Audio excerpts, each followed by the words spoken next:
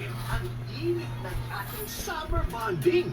Kaya buong linggo tayong mag-enjoy sa ating Yes Weekend! Are you guys having fun? We love you, Kapamilya! Let's bring laughter and sunshine kasama ang madlang people sa It's Showtime!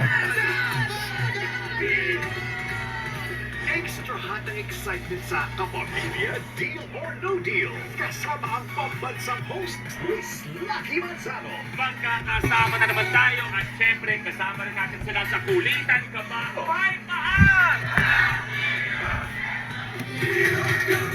Level up ang kantahan at kulitan with Asia's unforgettable phenom.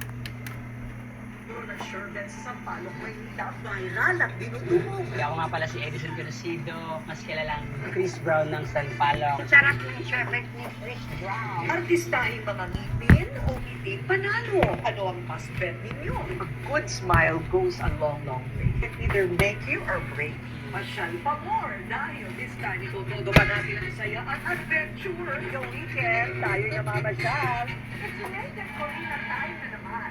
Wait, Trina.